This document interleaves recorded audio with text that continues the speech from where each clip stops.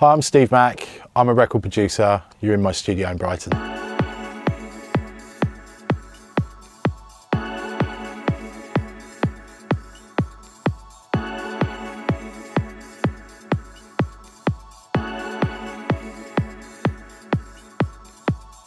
Hi, my name's Steve Mack. I'm a record producer.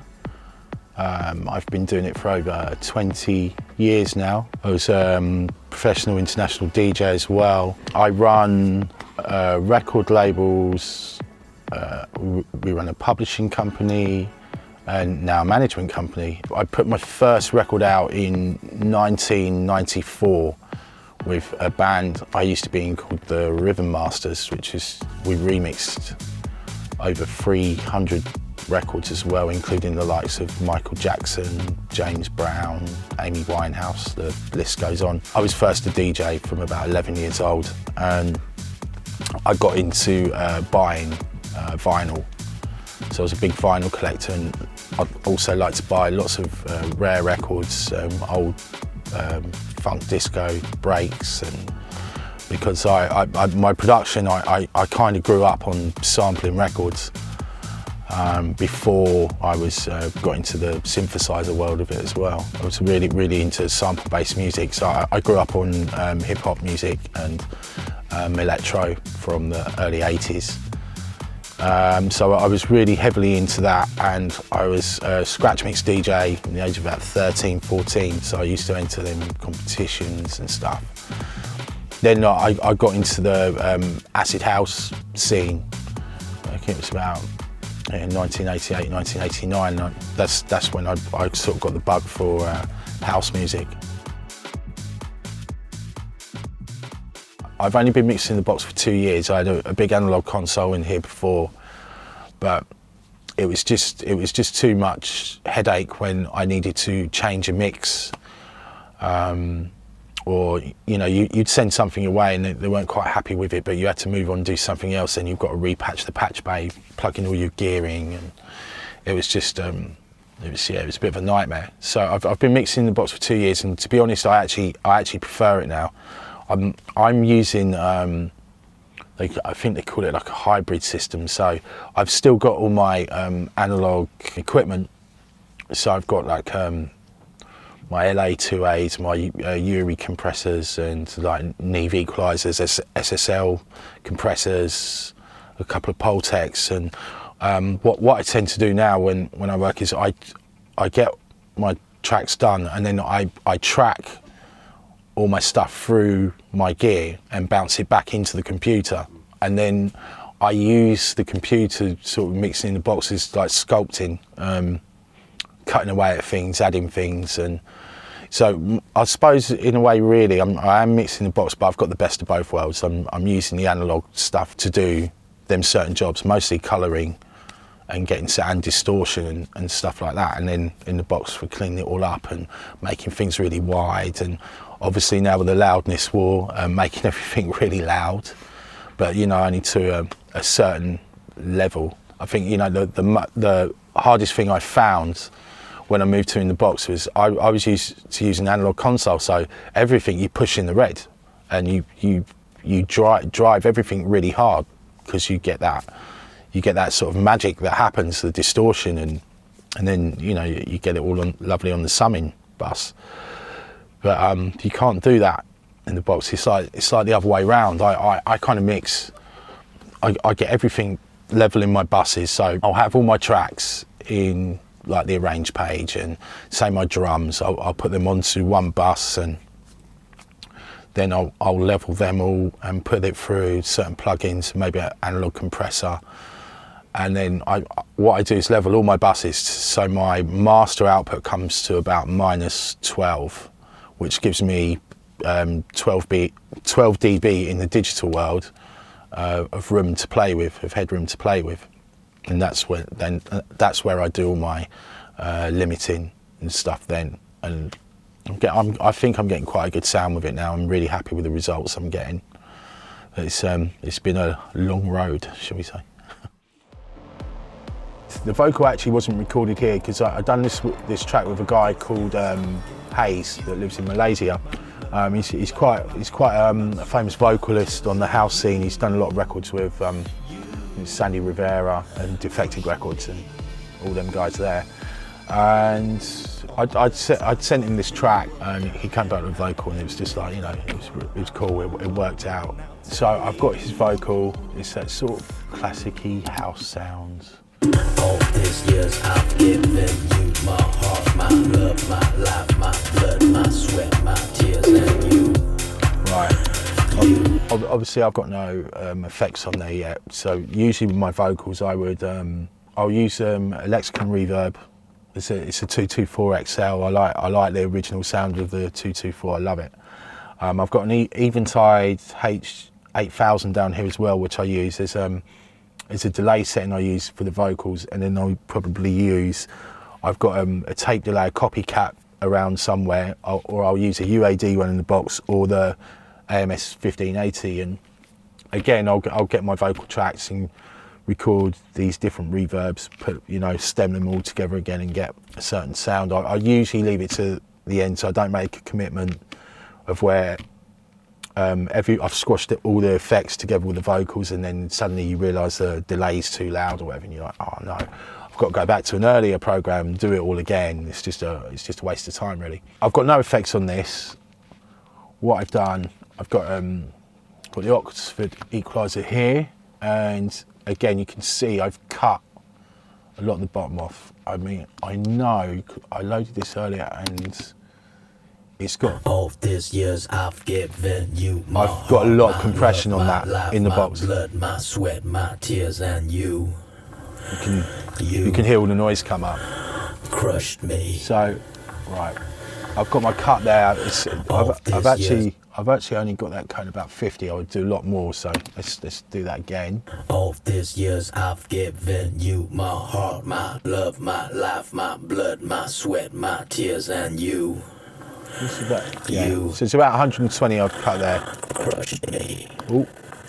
I've just got to reset my buffer because I've got too much plugins running there. With male vocals, I like to keep a bit of the bass in to keep that sort of low, that depth of the voice. Female vocals, I'll cut a lot more. I'll even go up to 200 and get rid of it. You know, really depends on the situation where you are at in the track. This I like to keep it. So what I'll do then, I've cut that to about 120, which still would cut. Still things leak through on the bottom as well. But then I'll go in at like the 200 area around there, because that's where you start getting the muddiness of the sounds. And like here, I've put a slight dip in the vocal, so let's play that. All these years I've given you my heart, my love, my life, my blood, my sweat, my tears, and you. You want rid of that. You crushed me. And what I've also done here is I've added a 10k bell on there as well. Reason being, I just wanted the brightness quite open. It's like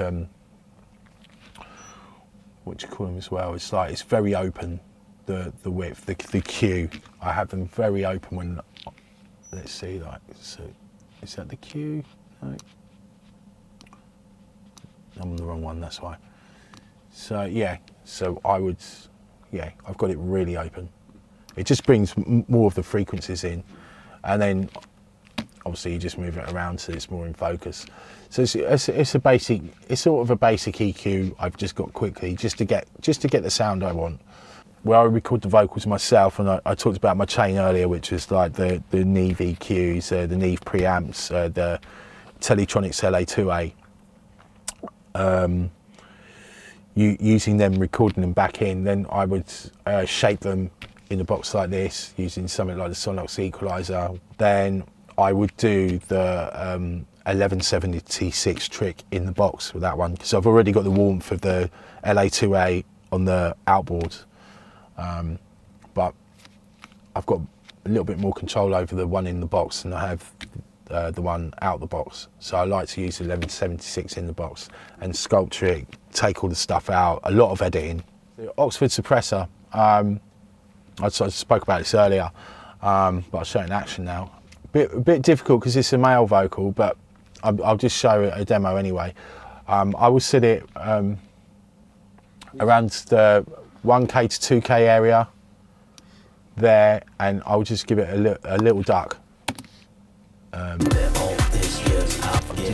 You, my heart, my love, my life, my blood, my sweat, my tears, and you. Can't really hear it on this track, but like, if that was a female vocal, I would use that. And it's there's always a harshness in the 2K area in vocals, and if you want to get your vocal a little bit louder and sit in the mix, I always find to take something out around that sort of 1.5 to 2.5 area, and boost it on the 3K, so you still get the sort of loudness, but there's a harshness in the vocals. You take that out, it can really help sit in your mix. This years I've given you my heart, my love, my life, can really my blood, my go sweat, in and my attenuate tears, it. you. All these years I've given you my heart, my love, You can hear what's taken out. sweat, Then you can.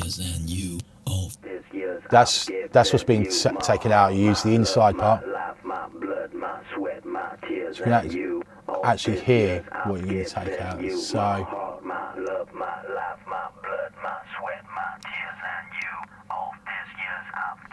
So there'd be that area, usually that 2K area, but with female would be that really ringing in your ears, and that would totally get rid of it. Then you can actually listen to it outside. My blood, my sweat, my tears, and without what's going on here, and then obviously the mix. You, my heart, my love, my life, my blood, my sweat, my tears, and you. All these years I've given you my heart, my love, my life, my blood, my I think that the plugin was actually designed to be, I think it was designed to be a de-esser, and I actually haven't used it. Well, no, I have used it as a de-esser, but I use it more to solve problems. Mostly vocal problems. I've used this. It's good on sort of bass stuff if you want to take away mud. I mean, I always find that the most annoying frequencies in a record for me is between about 200 to 350. There's lots of muddy sounds that can actually take up a lot of space in your mixes, and usually comes. I mean, I always find live bass is quite a hard one to get really into focus, but this is good for that, because the things with live bass is there's just a lot of artifacts, a lot of mess. You know, it's just because it's natural, it's how the players play, and you know, you're hearing bits of the strings and knocking and all kinds of stuff, and this can be a really good tool for getting rid of them type of noises as well. So yeah, it's usually, if I use this plugin, it would be on vocals and bass, but it's a very handy tool for me as well.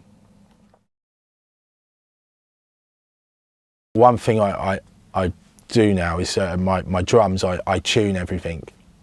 So I'll find the key of the record. I use a plugin called Voxenjo Span, which is a spectrum analyzer. I put that on the main output, and it will show you the frequencies and what key. If you're in the key of the record, so you're in D, I will go in and I'll have my drums running through something like the MPC first, and I will tune them all, get the snares, even the hi-hats in places, get them all into tune with the spectrum analyzer.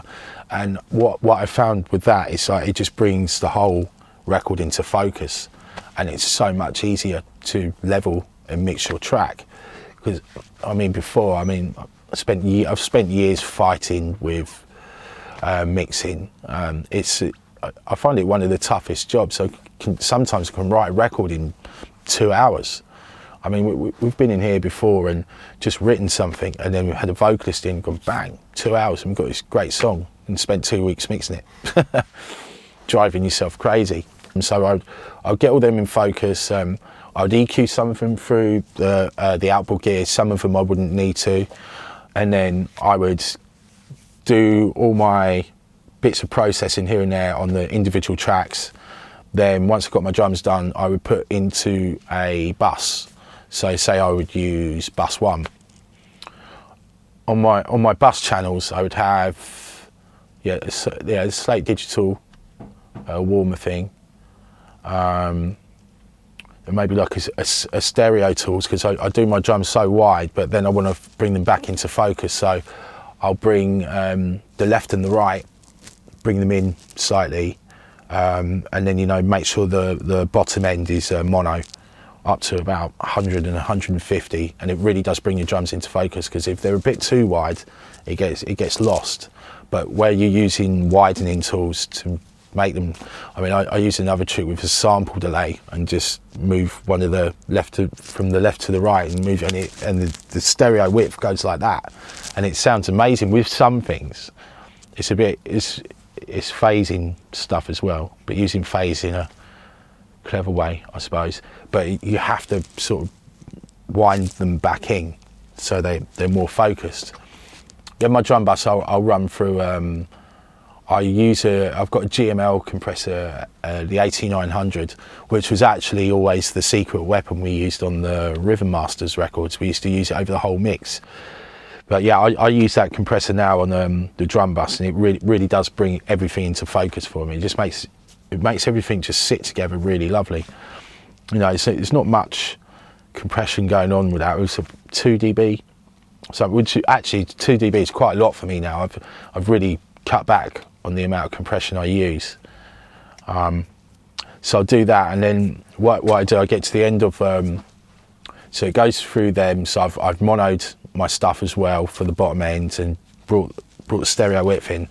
Then I'll go into, after the compressor, I'll go into the Oxford limiter, where I push it up to a level so the little yellow light on the side is just tapping, and then I'll re-level the limiter. So if it's gone up to, I don't know, say it's 12 dB on the input, I bring it up to 12 dB on it, so it's not actually changing the level of the record. Then I do a slight bit of attack and release, and it's, for me, what it does, it glues the sound together, but I'm not pushing the limiter hard, so it's killing anything. It's just taking the peaks off, basically. Then after that, I put on the Sonnox inflator, and basically do the same with that. I turn it up and get it to a level where it's just slightly clipping on the, it's redlining on the little lights there. Then I'll get the effect part and put it to about 15%. I usually leave the curve on 0 if it's drums, but if I'm doing like a bass, I'll bring the curve down because it's more bottom end, I think, on the curve and more tops. Then what I'll do with my buses, I build most of my buses like this. Then I'll have a vocal bus, and I basically use a pretty similar chain to my drum bus, but without the outboard compressor. So I would have a Slate Digital warmer again. I'll put maybe an EQ just to cut all the bottom ends, because if you've got, I don't know, 20, 30 tracks of vocals, you can have little bumps coming here and there. So I'll cut it again. I don't usually put compression on the vocal bus because it's already been compressed, and it was just start overdoing it. But I will do the trick with, it's my main trick with the Sonnox stuff I use, is the clipping, because I like to get everything that goes into my buses that it's not spiking anywhere, so it's quite flat. Doing this, if you have to be careful with the limiter, especially because if you put too much on, you're going to start getting artifacts. You have to be really careful, so you've got to make sure you get your main vocal, you get that level first, and you make sure nothing's higher than that. So, and just really, really softly use the limiter, but then again, straight afterwards the inflator. So basically, at the end of all of my buses, so then there's synthesizers. I'll have a bus of synthesizers, bass.